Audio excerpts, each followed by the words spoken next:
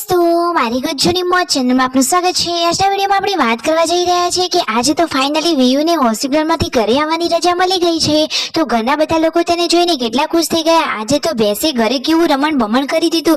અને દોસ્તો, આજે જુઓ કાજલ બેની બા આ જેન્સીનું કેટલું સરસ મજાનું માથું ઓળાવી રહ્યા છે। આ કઈ હેરસ્ટાઈલમાં તેઓ માથું ઓળાવી રહ્યા છે, એટલે કે તેઓ કઈ ચૂંટલી વાળી રહ્યા છે, કેવું માથું ઓળાવ્યું। અને આજે તો તેમણે સરસ મજાની કાચી કેરીની ચટણી બનાવી। તો ચટણી કેવી રીતે બનાવી, કાજલ બેનીમાં તો દરેક કામમાં એક્સપર્ટ છે। આ બધું જ તમને જાણવા મળી રહેશે મારા આ વિડીયોમાં। મારી ચેનલ પર નવા હોય તો ચેનલને ફટાફટ લાઈક શેર અને સબસ્ક્રાઇબ કરી દો। Full video Thakor family blog channel દોસ્તો ફૂલ વિડીયોની લિંક ડિસ્ક્રિપ્શનમાં મૂકેલી છે, ત્યાં જઈને તમે આખો વિડીયો વોચ કરી શકો છો। આવી ટૂંકી ટચુકડી લાઈવ લેટેસ્ટ ટ્રેન્ડિંગ માહિતી મેળવવા માટે કરી દો મારી ચેનલને ફટાફટ સબસ્ક્રાઇબ। તો ચાલો દોસ્તો, હવે વધારે રાહ ન જોડાવતા આપણે વિડીયોની શરૂઆત કરી દઈએ। વિડીયોમાં તમે લાઈવ જુઓ કે અત્યારે પૂનમ ભાભી અને સંજયભાઈ હોસ્પિટલમાં વિયુ જોડે રોકાયા હતા। ઘરેથી નાસ્તામાં આવી ગયા છે બાફેલા ચણા। સરસ મજાનો નાસ્તો આપ્યો છે અને વિયુને હાથ પગ મોઢું ધોવડાવી અને હવે અહીંયા ડોક્ટર ચેકઅપ માટે આવી ગયા છે। ચેકઅપ કરી હવે ફાઇનલી રજા આપી દીધી છે। તો આજે તો ઠાકોર ફેમિલી માટે એકદમ ખુશીની ઘડી કહેવાય। ફાઇનલી ઘરની લક્ષ્મી રૂપી દીકરી આજે વિયુ ઘરે આવી રહી છે। તો સંજયભાઈ પૂનમ ભાભી જુઓ તેમના પપ્પાની આ લાલ ગાડીમાં વિયુને લઈને આવી ગયા છે ઘરે। કાજલ બેનીબા આજે ખેતરની દેશી કાચી કેરીમાંથી બનાવી રહ્યા છે ચટણી।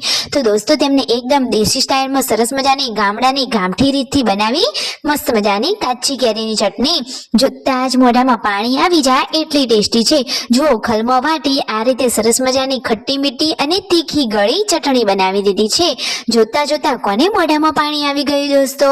શું દોસ્તો, તમે આ સિઝનમાં કાચી કેરીની ચટણી ખાધી કે નહીં? જુઓ, પછી બધા લોકો તરબૂચનો હળવો નાસ્તો કરવા માટે બેસી ગયા।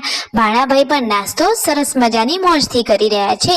અને દોસ્તો, આજે તો તેમના ઘરની આ લાડકી માનીતી ભેંસ કે જે છૂટી ગઈ છે, તો એને તો બધાને આજે બહુ દોડાવી દીધા। જુઓ, એ તો કેવી મસ્તી કરી રહી છે, આમ તેમ ભાગી રહી છે, ઘણું બધું નુકસાન પણ તેને લાવ્યું છે। અને તેને પકડવા માટે સંજયભાઈ, રાકેશભાઈ, તેમના પપ્પા, મમ્મી બધા જ લોકો દોડી રહ્યા છે। સંજયભાઈએ તો ચપ્પલ પણ પહેર્યા નથી। તો જુઓ, તેમના પપ્પા, સંજયભાઈ બધા લોકો ભેંસને પકડી રહ્યા છે અને તેને તો પકડી પકડીને તે તો છૂટી રહી છે। જુઓ તો ખરા કેવી કૂદી રહી છે।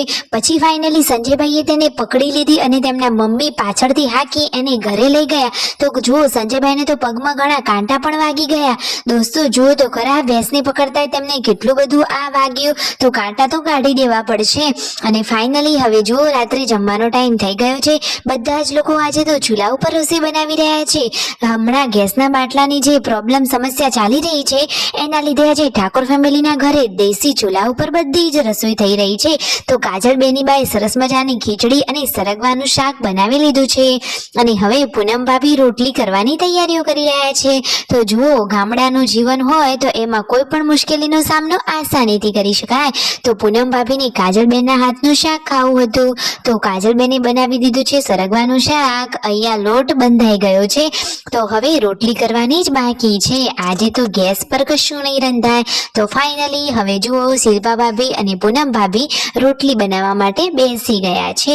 તો જુઓ, પૂનમ ભાભી સરસ મજાની પરોટા ટાઈપની રોટલી વણી રહ્યા છે અને આ ગામડાનું જીવન કે દેશી મોજ, બહારના કુદરતી વાતાવરણનો અહેસાસ કરતા કરતા રસોઈ થઈ રહી છે।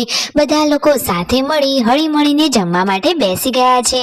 અરે, દેશી ચૂલા ઉપર રસોઈ થઈ હોય એનો તો ટેસ્ટ જ અલગ હોય। વિડીયો ગમે હોય તો કરી દો લાઈક, શેર એન્ડ સબસ્ક્રાઇબ।